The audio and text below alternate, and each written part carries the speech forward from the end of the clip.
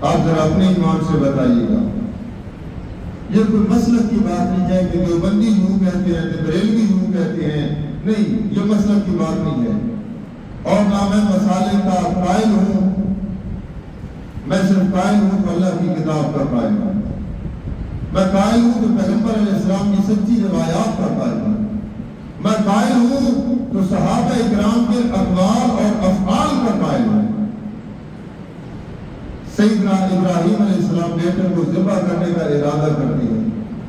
کیا ابراہیم علیہ السلام کو پتہ تھا کہ بیٹے نے ذبح نہیں ہونا؟ منہ سے بول رہے ہیں. پتہ تھا کہ بیٹے نے ذبح نہیں ہونا؟ نہیں پتہ تھا.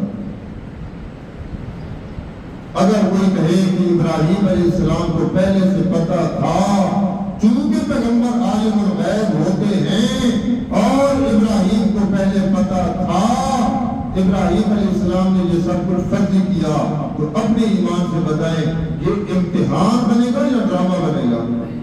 یہ ڈرامہ بنے گا. آپ چھوڑیں کہ یہ فلاں مسئلہ کا عقیدہ میں نہیں مانتا، اس لیے آپ قرآن کی بات مانیں، قرآن کی بات مانیں.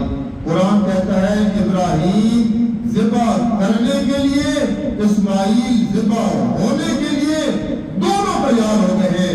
نہ اسماعیل کو پتہ اس بات کا کہ میں نے بچ جانا ہے، نہ ابراہیم کو اس بات کا پتہ کہ میں نے ذبح نہیں کرنا ہے، اللہ نے ذبح نہیں ہونے دینا ہے. دونوں باپ بیٹا اس بات سے لا علم ہے اور بے خبر ہے.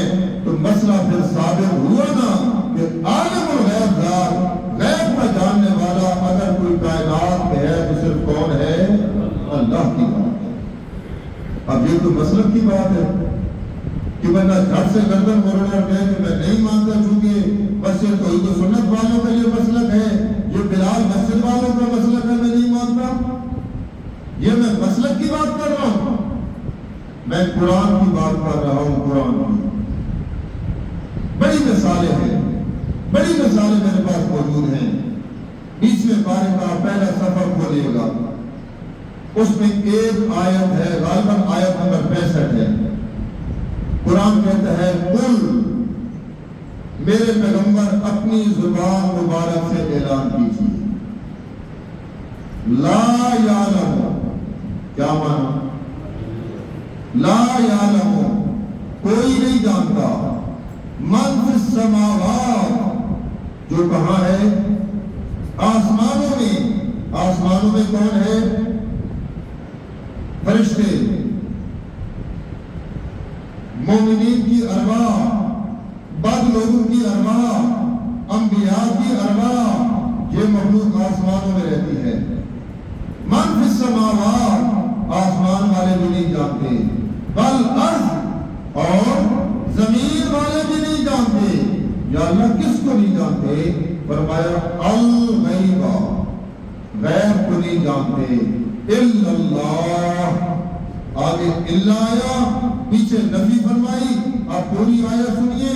لا یعلم من فی السماوات والارض الغیب الا اللہ، کوئی نہیں جانتا